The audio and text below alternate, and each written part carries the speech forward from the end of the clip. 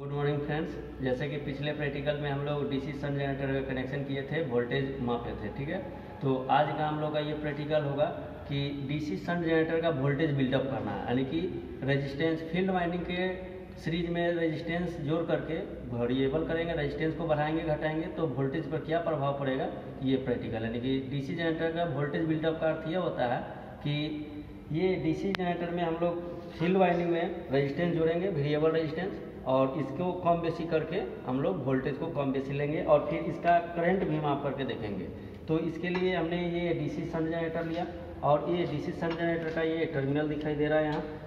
तो इस टर्मिनल को हम लोग ने पहले से माप रखा है कि ये इधर वाला आर्मेचर, ये दो जो होगा आर्मेचर होगा और ये जो होगा सन फील्ड का, ठीक है।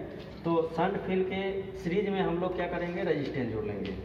तो इस तरह से, या करंट मापने के लिए हम लोग एक स्विच भी जोड़ सकते हैं, ठीक है। तो ये क्या करेंगे, एक स्विच यहाँ जोड़ लिए, स्विच वाला तार, ठीक, ये ब्लैक और ये इधर रेड में जोड़ लेंगे, ठीक रहेगा।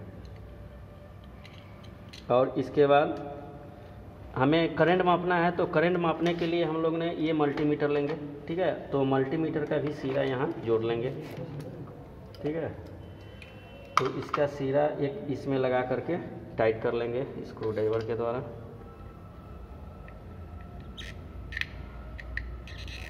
हो गया। फिर इसका आगे वाला सिरा क्या कर लेंगे, ये रियोस्टेट के साथ जोड़ लेंगे। तो रियोस्टेट के बाद इसमें रियोस्टेट के साथ भी ये इस सिरा में भी मल्टीमीटर का एक सिरा लगा देंगे ताकि हम लोग करंट माप सकते हैं इससे।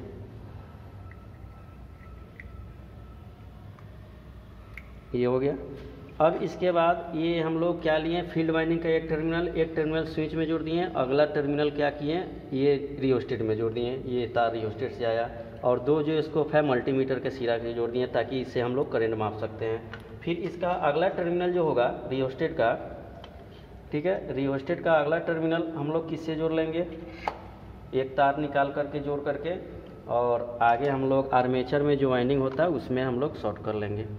ये ऊपर से ही जोड़ना होगा ताकि वेरिएबल कर सकते हैं, ठीक है। नीचे से जोड़ेंगे तो फिक्स हो जाएगा, ऊपर से जोड़ेंगे तो वेरिएबल हो सकता है।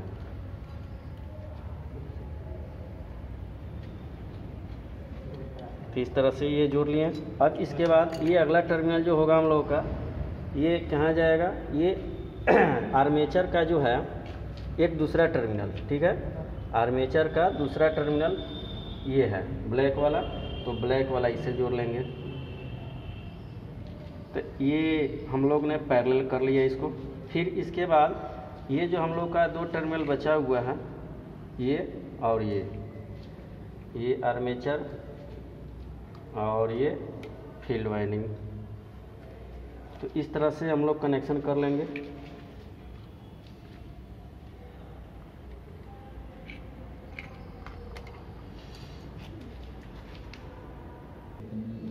तो इधर अभी क्या किए थे, एक आर्मेचर और एक शंट फील्ड का टर्मिनल लेकर के ये इसमें जोड़ दिए, यानी कि सीरीज में स्विच, और एमीटर का भी जोड़ दिए।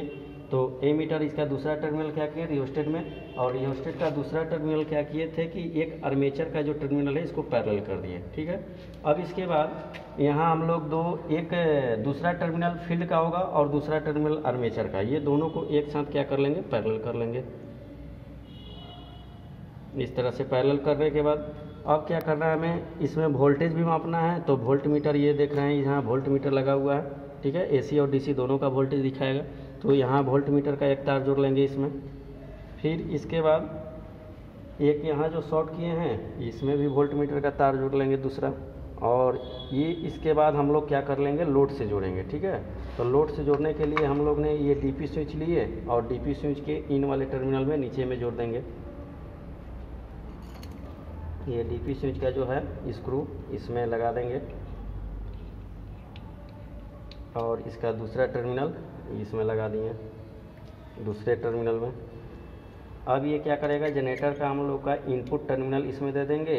अब इनपुट टर्मिनल का ही वोल्टेज माप सकते हैं, नहीं जैसे जनरेटर चालू करेंगे तो वोल्टेज दर्शाएगा, और लोड पे देने के बाद स्विच ऑन करेंगे तो लोड पे चला जाएगा, और उसके बाद तो लोड देने के लिए ये डीपी स्विच के ऊपर वाले टर्मिनल में तो ऊपर वाले टर्मिनल में यहाँ हम लोग क्या करेंगे कि ये जो है एमीटर यानी कि लोड का भी करंट माप सकते हैं, ठीक है।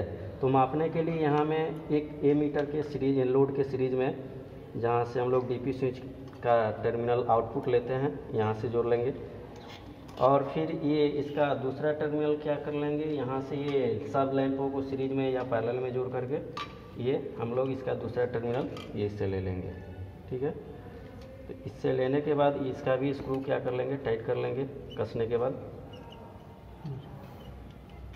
ये हो गया। अब ये जो है डीपी स्विच का हम लोग का ढक्कन क्या कर लेंगे, कस देंगे। कनेक्शन करने के बाद ये जो है डीपी स्विच का ढक्कन लगा दिए, फिर स्क्रू को ढक्कन जो है कस देंगे। अब हमें यहाँ जो है कनेक्शन लगभग पूरा हो गया है। अब हम लोग डीसी जनरेटर के प्राइम मूवर को घुमाएंगे, और प्राइम मूवर को घुमाने के बाद हम लोग आउटपुट देखेंगे क्या दिखा रहा है इसमें।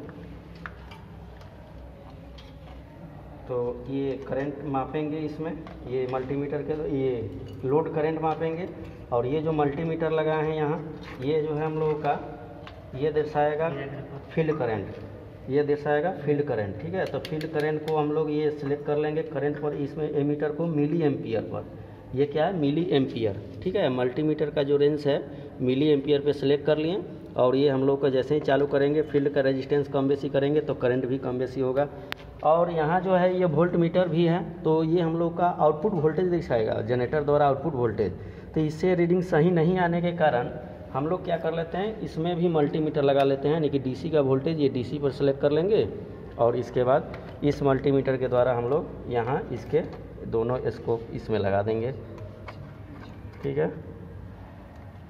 तो इससे मल्टीमीटर के द्वारा भी हम लोग डीसी वोल्टेज इसका लोड सप्लाई के लिए देख सकते हैं, और या इससे भी देख सकते हैं।